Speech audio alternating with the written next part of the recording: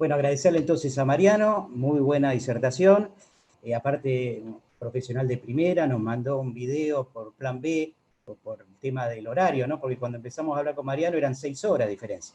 Ahora son 4, entonces tuvimos la suerte de tenerlo personalmente. Te pido por favor si podés esperar estos 2 comentarios, Mariano, porque después vendrán las preguntas, que por favor vayan incorporándolas en el chat. Bueno, ahora en mis 20 minutos voy a tratar que sean menos y les voy a comentar un poco qué está pasando con la economía del conocimiento, afectado específicamente a seguridad social. Ustedes saben que todo el tema de economía del conocimiento tiene rasgo no solamente con seguridad social, sino con algunos aspectos tributarios, ¿no? Y esta economía del conocimiento que surgió en su momento, para, digamos, para tener en cuenta todas esas actividades que se podían desarrollar, que sean actividades innovadoras, qué tratamiento tuvieron. ¿Y por qué surge esto? Y por las revoluciones industriales que se van dando, ¿no? Desde la primera, con el vapor, el agua, la producción mecánica, la segunda, con la división del trabajo, la producción en masa, por ejemplo, ahí están los años de cada una de las revoluciones. La tercera, en la cual se trabaja con el tema de los aspectos electrónicos, las producciones automáticas, y la cuarta, que es la más interesante actualmente, que se relaciona con sistemas ciberfísicos y tiene que ver con todo lo que sea automatización, robotización, todos los desarrollos de software, todos los desarrollos de inteligencia artificial, y obviamente que esto va a tener efecto tributario, no solo en impuestos en aduanas, sino también en el aspecto de seguridad social. La Ley de Economía de Conocimiento, en su momento, a fines del año pasado, se había establecido una ley, se había dictado una ley, en su momento la ley es 27.506, la cual se había desarrollado con un consenso muy amplio, ¿no?, dentro del ámbito legislativo. Pero, ¿qué pasó con esta ley? Esta ley daba ciertos beneficios fiscales, pero lo que pasaba era que le daba el mismo tratamiento a las microempresas que a las grandes empresas. Entonces, el criterio de la actual conducción del Poder Ejecutivo no es ese, sino lo que se quiso hacer ahora con la modificación, con la reforma que se ha dado en la nueva ley, es modificar este aspecto y darle distinto tratamiento según que sea microempresa, según que sea pequeña y mediana o que sea gran empresa. Esta ley, entonces, la 27.506, por el Ministerio de Desarrollo Productivo, la resolución 3020, 30 del 2020, queda suspendido los plazos. ¿Qué quiere decir? Que a partir de enero de este año ya no se podía dar este beneficio y no podía nadie peticionar el mismo. En el interín, ¿qué pasó hasta el dictado de la ley 27.570? Y nos encontramos con la pandemia. Entonces, ¿qué pasa con la pandemia? Otra resolución del Ministerio de Desarrollo Productivo, la 327, estableció un programa Soluciona. ¿Cuál era la idea del programa Soluciona? Reactivar los beneficios de la Ley de Economía del Conocimiento, pero tenían que ser actividades novedosas relacionadas con temas relacionados con el COVID-19, ¿está bien? Temas de salud, temas económicos, por ejemplo. Una de las actividades que está en la Ley de Economía del Conocimiento es la nanotecnología. Y la nanotecnología, por ejemplo, tiene mucho que ver con el COVID-19, porque la nanotecnología se aplica en lo que sea tratamiento de las unidades terapéuticas, de las ambulancias, ¿está bien? Entonces, ese tipo de actividad iba a estar dentro del régimen atento en la aplicación del COVID-19. La ley 27.570 se publica en el Boletín Oficial el 26 de octubre de este año, y es la que modifica la ley 27.506, realizando ciertas alteraciones en algunos aspectos. ¿Cuáles son los sujetos de la norma? Básicamente son las personas jurídicas, los sujetos que pueden ingresar en este beneficio, hay que incorporarse en un registro, y acá lo que incorpora la ley 27.570 es que deben estar en curso normal de cumplimiento de sus obligaciones. Y lo novedoso es que incorpora algo que generalmente no entra en estos requisitos de condicionamiento, que son no solo las obligaciones fiscales y previsionales que controlamos nosotros como AFIP o como Administración Tributaria, sino también las laborales y gremiales. Lo interesante es que le pide un certificado de libre deuda, hay que ver cómo se da, porque nosotros mismos la AFIP no damos certificado en la cual la persona no tiene deuda, ¿no? Hay que ver cómo se va a tramitar. Esto se tiene que reglamentar. ¿Cuál es el requisito básico para estar en este régimen de economía del conocimiento? Que con respecto a la facturación, el 70% de la facturación del último año se genere por actividades promovidas. ¿Está bien? Dentro de las actividades promovidas, yo para estar en esta ley de economía del conocimiento y tener algún beneficio, tengo que haber facturado el 70% con relación a estas actividades. Entonces, y aparte de tener 70% de facturación, hay requisitos adicionales para inscribirse en este registro. ¿Cuáles son? Que se deben cumplir al menos dos de estos 3 requisitos. Por un lado, realizar mejoras continuas, mejoras continuas en lo que hace a procedimientos o los servicios o los desarrollos de software, lo que sea, y que están parados por normas que dictan, que están relacionadas con este tema y que dictan resoluciones y reglamentaciones de los mismos. Por el otro lado, deben estar obligados a realizar inversiones en actividades de capacitación o en investigaciones y desarrollo. ¿Está bien? Como segundo requisito. Y como tercer requisito, debe acreditar que ha hecho exportaciones de actividades beneficiadas con este régimen. De estos 3, recuerden que debe cumplir al menos 2 de estos requisitos el sujeto que quiera ingresar en el régimen. Y básicamente, ¿cómo serían estos requisitos?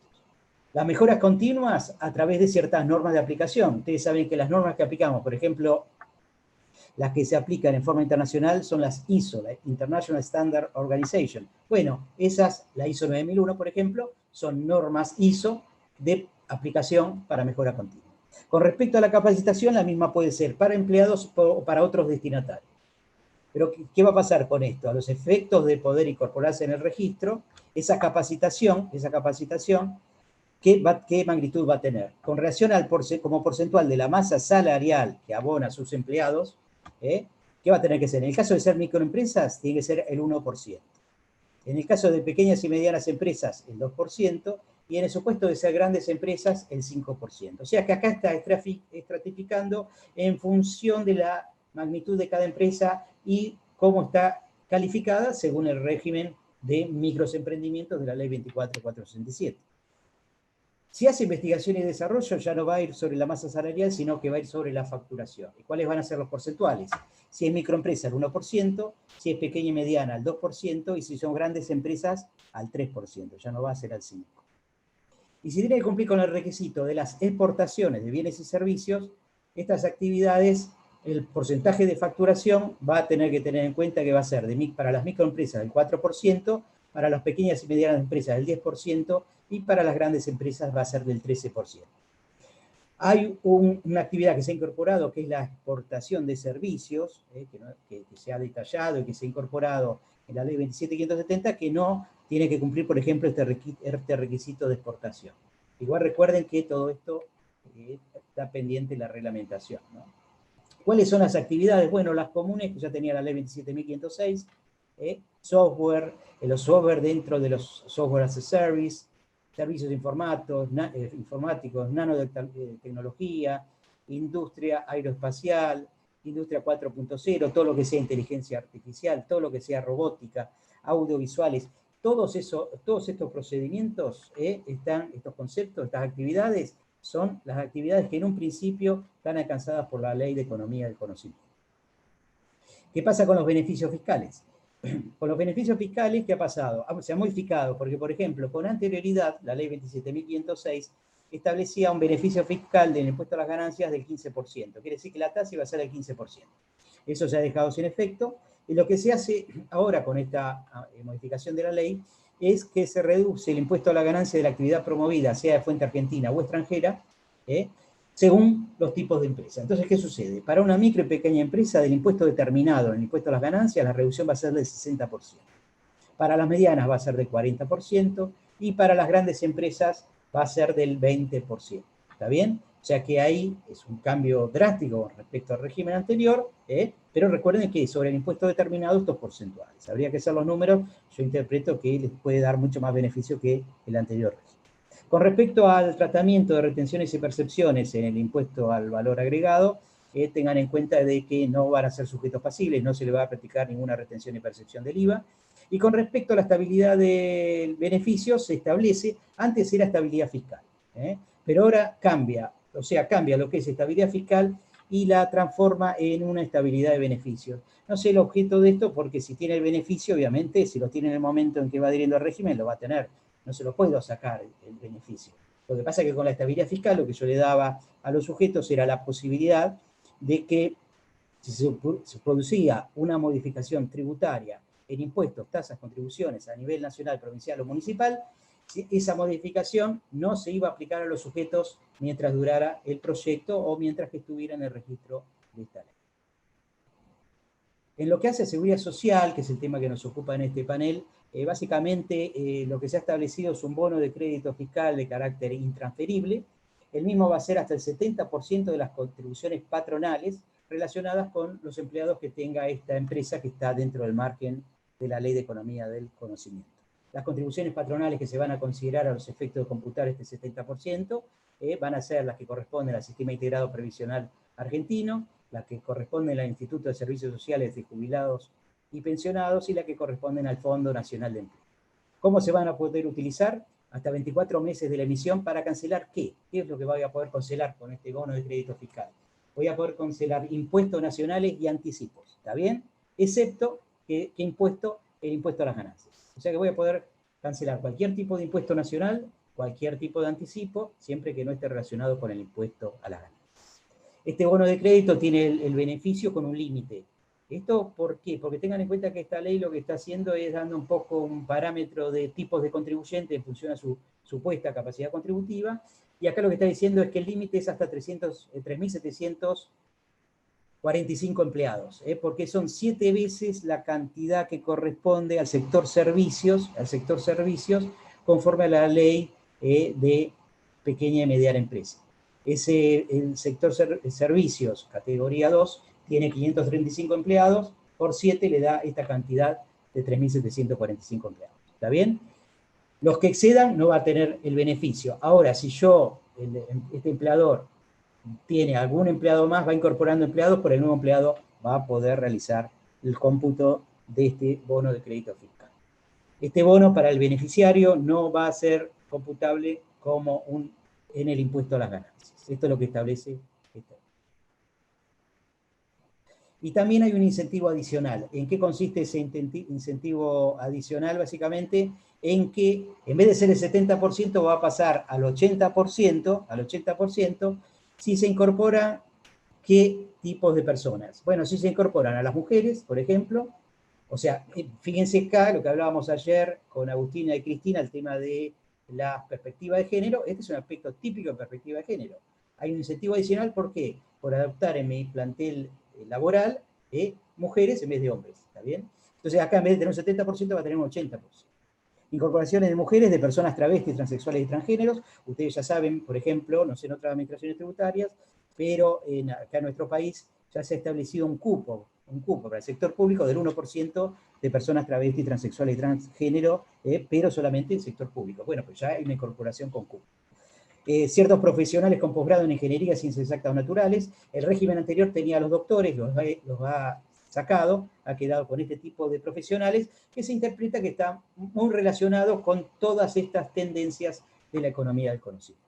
También las personas que tengan algún tipo de discapacidad, los residentes en zonas desfavorables, siempre han tenido los residentes en zonas desfavorables algún tratamiento especial, y aquellas personas que se incorporen y fueran beneficiarios de planes sociales. Acá lo que se está atendiendo, se ve, es tratar de que la gente trate de salir de planes sociales a los efectos de formalizar algún tipo de relación. Una que se puede hacer es a través de la economía del conocimiento y a través de seguridad social. Lo que está pasando es que tener un beneficio de bono de crédito fiscal del 70% pasaría a ser del 80%. Va a tener también algún tipo de sanciones, como puede ser obviamente la devolución de los tributos. Todos los bonos de crédito fiscal que los tomó los tiene que devolver. El impuesto a las ganancias que tomó, de menor impuesto a las ganancias, lo va a tener que devolver. Y con respecto al decaimiento de beneficios, hay aspectos que tocan también seguridad social, ¿no? Si se produce la reducción de la plantilla de personal, va a haber una deducción, un decaimiento de beneficios. Eso lo va a tener que indicar el decreto reglamentario, la reglamentación. Si se detectan trabajadores no registrados, conforme a lo que establece la ley 24.013, si este sujeto se incorpora en el registro para sanciones laborales, para empleadores, y si utilizan prácticas fraudulentas en la obtención o utilización del beneficio. Un aspecto que me parece interesante para ya ir cerrando el tema es que en la elevación de presupuesto de 2021 se incorporó el tema del gasto tributario. El gasto tributario son todos esos conceptos que yo dejo de percibir por otorgar algún tipo de beneficios, exenciones, etc. Acá para los colegas de América tengan en cuenta, muy interesante, los manuales del CIAT con respecto al gasto tributario que son publicaciones que están en la página del CIAT, que ahí muestran país por país cómo va evolucionando el gasto tributario en los distintos conceptos. Cuando se eleva el presupuesto 2021, obviamente la ley 27.570 no estaba, porque esto se elevó en septiembre y se dictó en octubre, pero dentro del gasto tributario del año 2021 se incorpora, como si seguiera vigente la ley 27.506, en regímenes de promoción económica, en uno de los incisos, el tratamiento que tiene para el impuesto a las ganancias, que recuerden que era distinto con anterioridad, y la elevación de contribuciones patronales, porque acá se aplicaba la elevación del artículo 173 de la ley 27.430. La reforma tributaria de la 27.430 en Argentina estableció que se le otorgaba por cada empleado un tope. Ahora no se da esa situación por lo que les comentaba antes, que el bono tiene otro tratamiento. Este efecto de este gasto tributario con respecto al Producto Bruto Interno ha sido del 0,5%, en general ha sido 0,04% al principio, 0,05% al 2021, pero obviamente esto va a ir modificándose y aparte tengan en cuenta los nuevos beneficios que surgen de la ley 27.570.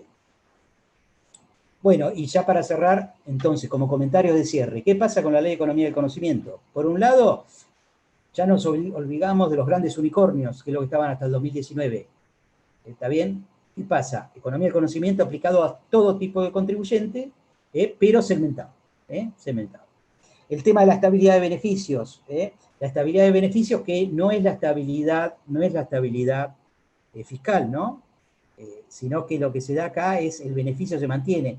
Porque acá yo creo que lo que se ha previsto es qué pasa en el futuro si, por ejemplo, con la aplicación de la robótica nos encontramos que hay una merma en la cantidad de empleados y se le quiere aplicar al sujeto que realiza economía del conocimiento, que fabrica los robots, un impuesto adicional por la fabricación de robots o que pague una contribución patronal adicional u otro beneficio y tiene estabilidad fiscal. Si tiene estabilidad fiscal, obviamente no puedo cambiar la regla de juego mientras que esté dentro de este régimen. No existiendo la estabilidad fiscal, lo que va a seguir teniendo es la estabilidad de los beneficios. Los incentivos fiscales, bueno, analizar estos incentivos fiscales que les estoy comentando, el impuesto a las ganancias con respecto a la parte de seguridad social, el tratamiento de los bonos. Acá hay algo interesante que también va a afectar el gasto tributario, es que los bonos van a tener cupo. Y ese cupo va a tener que estar incorporado en el presupuesto público. Por consiguiente, no es una cosa abierta que le damos a todo el mundo el bono, sino que se van a aplicar cupos en su otorgamiento. Y también el otro tema, obviamente, mantenimiento de plantilla, como si ustedes recuerdan esas leyes que teníamos, la 25250, 25877, con relación a seguridad social, de que en algunos conceptos, beneficios de reducción de contribuciones, había que mantener la misma cantidad de empleados. La ley 25922 se va a seguir aplicando, es la ley del software, esa era la antecesora, era la que dio origen un poco al movimiento con respecto a la ley 27.506, y otros beneficios que tengan los sujetos también se van a aplicar, como puede ser zonas francas, todo lo que sea innovación tecnológica o biotecnología moderna. Y ahí, por ejemplo, en incentivación tecnológica, lo interesante es que el régimen de incentivación lo que dice es que no se pueden aplicar con otro régimen promocional. Pero este régimen promocional lo que dice es que es aplicable. Por consiguiente, un sujeto va a poder tener incentivación tecnológica y economía del conocimiento. Y con respecto a las vigencias, la ley del software sigue teniendo vigencia y los beneficios de la economía del conocimiento van a tener vigencia hasta el año 2029. ¿Está bien? Se ha establecido que la vigencia de este régimen es hasta el año 2021. Bueno, hasta acá llegamos.